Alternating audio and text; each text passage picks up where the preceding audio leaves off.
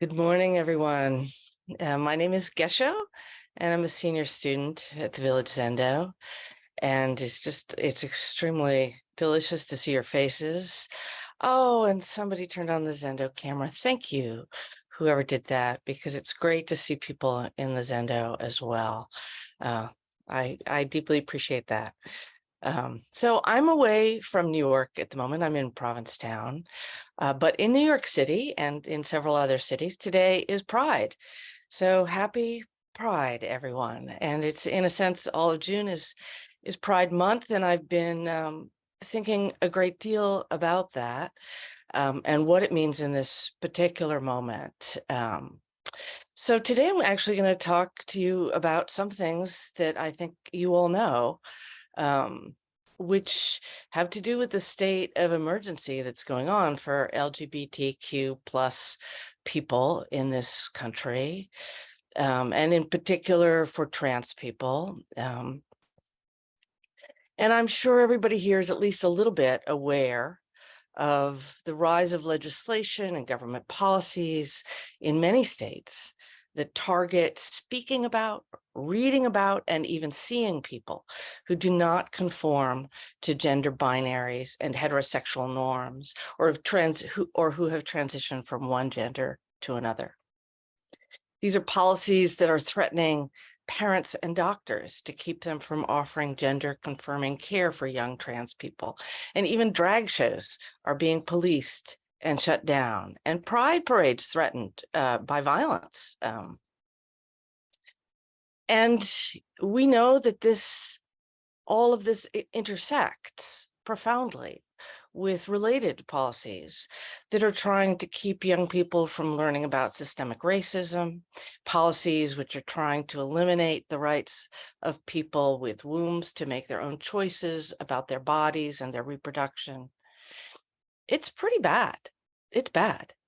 And though there's been a little bit of good news recently, some of these laws have been struck down by the courts, but the situation is very dire. And I think worse even is that this climate of hostility and suppression has a direct effect on the well-being and the mental health of all queer, trans, non-binary persons, and especially young people who are at greatly elevated risk. And I'm hearing all about this all the time on my social media and in my media. And one of the feelings that I've been getting is that people in my communities don't quite know how to respond to this. There's been such a long period of increased openness, acceptance, and really good news for anybody in these communities, that this hostility, I think, has everybody a bit taken aback and a bit uncertain about how best to proceed. And we have quite a few trans and non-binary members of our Sangha and parents of trans and non-binary teens. So my question is, in a way, what in the face of all this do we as a Sangha do? What do we say? How do we respond? What do our teachings and what do the Zen practice have to offer in this situation? So first, I hope that the samadhi of our practice tenderizes us, as Miyoko Roshi once talked about when we were on retreat some years ago. And I hope that the prajna, or wisdom of our practice, gives us the capacity to respond. As Enkyo Roshi has often said, I hope that our practice gives us the flexibility and strength to serve in whatever situation we find ourselves. And I hope that we all throw ourselves into the political struggle against transphobic policies. But I also hope that we can look for and find ourselves in the teachings, no matter who we are or how we identify. That the Zen teachings can recognize us and that we can recognize ourselves in them. And one place we can look for this kind of recognition is in the stories of all the various Buddhas, Bodhisattvas, teachers, monks, lay people, and students who appear as exemplars in our literature. What qualities do they embody? What qualities do they celebrate? So over the last week, I've been able to catch up with some of the recent Dharma talks. And I was really delighted to find that they seem to be lining up just to this moment. Joan Sensei, in his talk recently, spoke about the challenges of being a healthcare provider at a college that didn't have the budget to fully address the mental health needs of the students, particularly of the trans and non-binary students. And one thing that he mentioned is that simply by offering his own pronouns as he met a student, he created some small but important recognition, some small sense of possible safety and community. And I can now offer that my pronouns are she and they. Enkyo Roshi gave a talk remembering the life of Shuzen Harris Roshi and talking about what it means to embody the energies of a bodhisattva. She said in passing that Avalokiteshvara or Guanyin could be considered our trans bodhisattva, which is exactly what I'd been thinking about and wanting to talk to you about today. So thank you, both Joan and Roshi. So let's further consider this bodhisattva that we know both as under the names of Avalokiteshvara and Guanyin. The bodhisattva we know as a male, as female, and is able to change into any form. The usual story goes like this. In India, Avalokiteshvara was understood and depicted as male. As Buddhism entered China, their name was translated into Chinese rather than transliterated and became Guanyin. So there are two competing understandings of the root meaning of Avalokiteshvara's name. One is as the person who looks down, gazes down, perhaps gazes down on the world. And the other root gives the meaning of hearing sounds, which is often translated as hearing the cries of the world. And scholars and even translators go both ways with these. But the Chinese translation Guanyin means the latter, the one who hears the cries of the world. So for the first few centuries in China, Guanyin was depicted as male.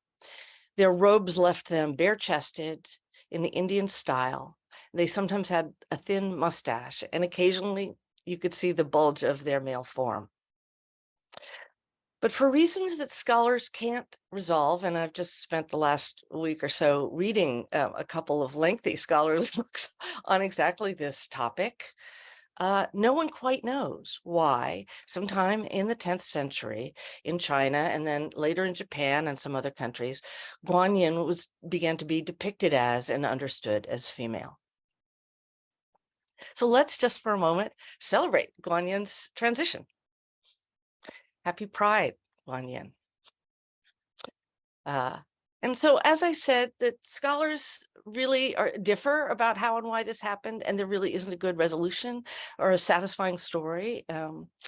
Some point to the influence of the Tibetan figure of Tara, who was considered to be a kind of female counterpoint or companion or attendant to Avalokiteshvara. Others point to the legendary Chinese story of Miao Shan, a daughter who defied her father's choice of husband and sought refuge in Buddhist practice. And eventually she was transformed into a kind of celestial being. And then other scholars suggest that there was a lack or need in the Chinese spiritual landscape that only a female Guanyin could fulfill. And to be honest, they don't know. What we do know is that the female Guanyin appeared and became in many ways the most popular figure for veneration in China and Japan.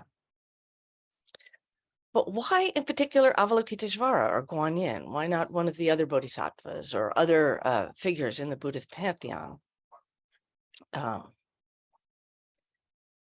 bodhisattva Avalokiteshvara is first described in chapter 25 of the Lotus Sutra. I think they're mentioned slightly in an earlier sutra, but the first real description comes in the Lotus Sutra. And so I just want to read you a little bit of the beginning of that. In the translation that I have, it's called, the chapter is called The All-Sidedness of the Bodhisattva Regarder of the Cries of the World. At that time, the Bodhisattva Infinite Thought rose up from his seat and baring his right shoulder and folding his hands towards the Buddha, spoke thus: "World-honored one, for what reason is the Bodhisattva Avalokiteshvara named regarder of the cries of the world?" The Buddha answered the Bodhisattva infinite thought: "Good son, if there be countless 100,000 myriad kotis of living beings suffering from pain and distress, who hear of this Bodhisattva, regarder of the cries of the world, and with all their mind call upon his name, the Bodhisattva, regarder of the cries of the world, will instantly regard their cries, and all of them will be delivered. If there be any who keep the name of Bodhisattva, regarder of the cries of the world, though they fall into a great fire, the fire will not be able to burn them by virtue of the supernatural power of that Bodhisattva's majesty. If any, carried away by a flood, call upon his name, they will immediately reach the shallows." So the Buddha, in talking about Avalokiteshvara, keeps going and goes on to list many dire situations. Even if a cyclone blew a person to the land of the demons, even if they were being beaten by sticks and swords, even if a person, guilty or innocent, was bound by chains, even if a caravan was set upon by robbers, anybody could be rescued or saved by saying the name of Avalokiteshvara. Further, just by contemplating Avalokiteshvara, a person can become free of lust, free of anger, free of confusion, and Avalokiteshvara can even help you have children. And then the sutra continues with a long list of forms that Avalokiteshvara can take. We are told that if beings can be saved by taking the form of a Buddha, Avalokiteshvara can take the form of a Buddha to offer the Dharma. If beings can be saved by taking the form of a god, Avalokiteshvara can take the form of a god to offer the Dharma. 33 different forms are listed, including gods, demons, supernatural beings, and many different kinds of people, both male and female. So there are a few things I find striking here. First of all you need for Avalokiteshvara to help your suffering, even in the most dramatic and dire situations, is to say their name. No arduous or lengthy practices or rituals are required. And you don't have to be especially virtuous or pure. The imprisoned are helped whether or not they are guilty. It is the asking and the invocation that matters. Compassion reaches beyond categories. And second, Avalokiteshvara can take any form that is needed. And this clearly includes in the list forms that are male and forms that are female. So we know from the first moment we hear a description of Avalokiteshvara that an essential part of their nature is their ability to take on any form and to inhabit any expression of gender. Bodhisattvas, as Roshi reminded us in her talk, are embodiments of particular qualities. And in turn, they represent those qualities in ways that allow us to know them, to recognize them, and to embody them in our own lives. This Bodhisattva, regarder of the cries of the world, has the infinite capacity to help anyone who asks, and the infinite capacity to take on the form of any being. We could think of these qualities as separate, but I might suggest that we consider them as if they are one thing, or anyway joined. Compassion can be expressed in the way that we appear to each other, and we can sometimes be saved by such appearances. Though scholars feel uncertain about how and why Guanyin's transformation from male expression to female expression came about, it's my own feeling that this inherent all-sidedness of Guanyin is what made this possible. Guanyin's power to help comes from both their ability to listen and hear and their ability to transform. Guanyin's compassion is such that to hear is to transform. It's one act. There is no separation between need and response. Guanyin is inherently self-transforming, or you could say trans. So I don't know precisely what to do about this increasingly hostile political environment and social environment for LGBTQ and trans people. But one idea we can root ourselves in is the notion of pride itself. Pride begins in the idea that visibility and celebration are political forces. Pride shows the community to itself in a way that creates a joyful solidarity. Representation, visibility, and celebration matter. They are, in fact, political. We can stand with the trans and non-binary people in our Sangha and beyond in many ways. We can show all members of our Sangha that they are not only welcomed, but cherished. We can hold up and celebrate our trans Bodhisattva, Guanyin. Assigned male at their beginning, Guanyin has manifested for 1,000 years as female. Inherently, Guanyin contains all gender identities and expressions, and this is both source and expression of their compassion. Let us become intimate with this aspect of our own selves.